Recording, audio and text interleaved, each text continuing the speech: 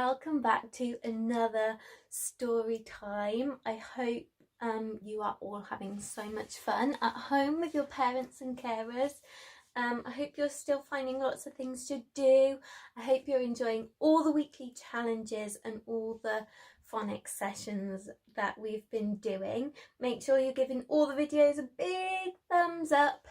And make sure you ask your mummies or daddies or carers to subscribe to the Abilene Preschool channel. Yeah! Okay, so this week I have had a little rummage of some of my old storybooks from when I was really little, and I have picked out a few of my favourite ones from when I was little. So I'm going to read them over the next few videos. So I hope you enjoy them as much as I do, because I absolutely love them. So before we start our story, let's make sure we're doing our good sitting, our good listening, and our good looking. Well done, boys and girls. So today's story is called Lizzy the Lioness. Wake up, let's go!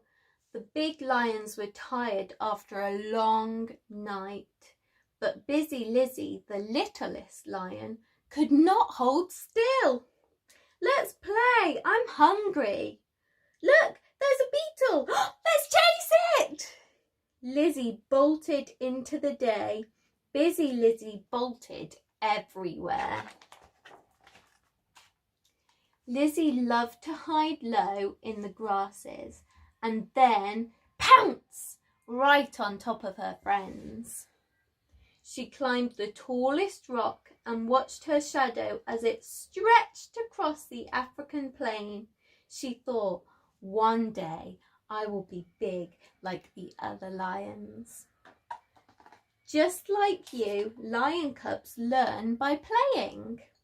Lizzy loved to pretend she was strong and brave lioness.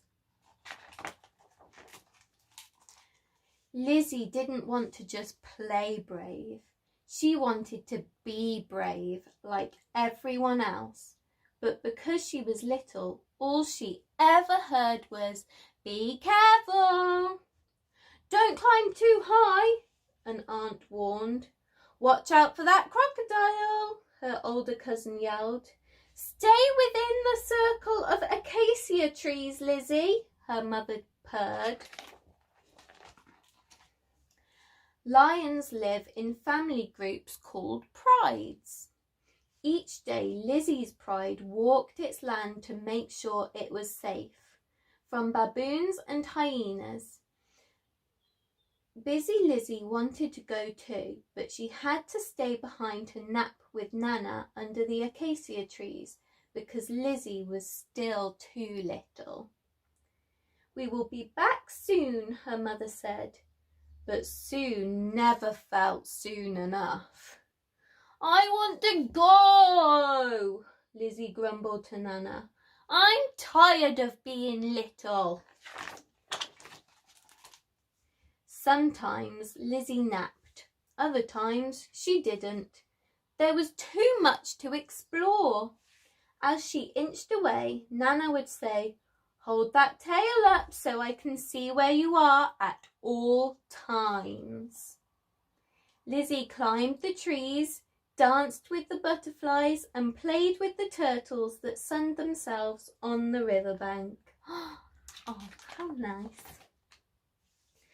One day a sound tickled Lizzy's ears.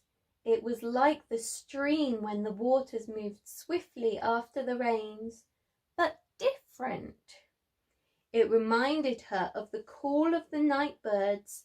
The noise moved closer, but try as she might, Lizzy still couldn't see what made it, so she climbed a tree. She pulled down her tail and crept out on a limb to get a better look. Closer, closer, closer. Ack! The thin branch broke and Lizzy fell on the ground right in front of a small girl wrapped in bright colours. The mother gasped and the girl giggled. Lizzy scampered back to the safety of the tall grass.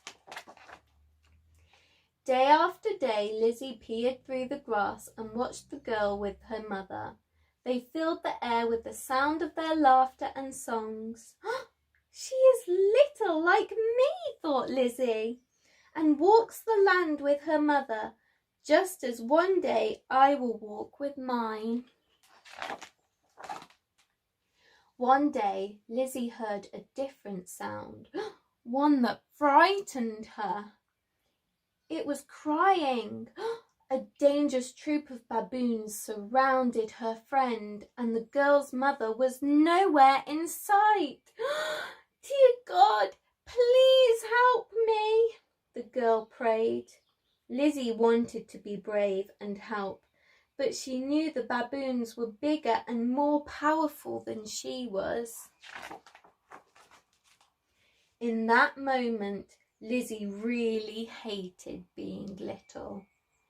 In the distance, she heard the pride returning.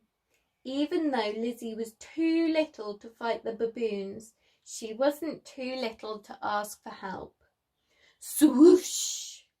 Lizzy ran through the tall grass.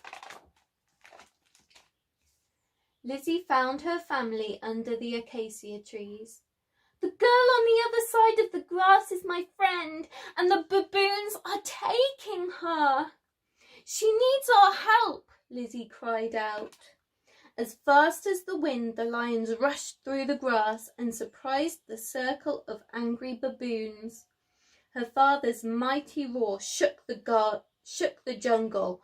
Roar! The terrified baboons ran away and the girl was safe. Lizzy lay down next to her friend and the lion family made a circle around them. The little girl stopped crying, smiled and patted Lizzy's head. Even though you are the littlest lion, you are the answer to my prayer, she said. Lizzy licked her hand. The lions stayed until the people of the village found the girl. As they slipped away, Lizzy saw the mother pick up her daughter and hold her close. You were brave today, said Lizzy's mother. Brave? I wasn't brave. I didn't scare off the baboons, Lizzy said. You were also wise, Father said gently. If you had tried to save the girl, the baboons would have hurt you too. You did the right thing by coming for us. As Lizzy snuggled close, her mother said, Remember this, my little lion. Sometimes the bravest thing you can do is to ask for help. The end. Oh, wasn't that a great story? This is one of my favourite stories and I hope you really enjoyed that too. So I have a couple of questions for you to answer. And my first question is, because in this book it has some really good, interesting facts about lions, which is really cool because sometimes books give us information and we can learn lots of things from books. So my first question is, if I can find it. Okay, here it is. Lions live in family groups, but who can remember what those family groups are called? My second question is, who did Lizzy go and get to ask for help to save the girl from the nasty baboons? Who did Lizzy go and get? And my third question is, can you think of a time where you were really brave, and maybe you were brave because you went and got your mummy or daddy or parent or carer to help you, Or maybe you were brave because you did something that normally you find a little bit scary. Who can think of a time that you guys have been brave? Well done today, guys. I'm so glad you joined me for this story. I hope you really enjoyed it, and I will see you next time for another story time. Bye!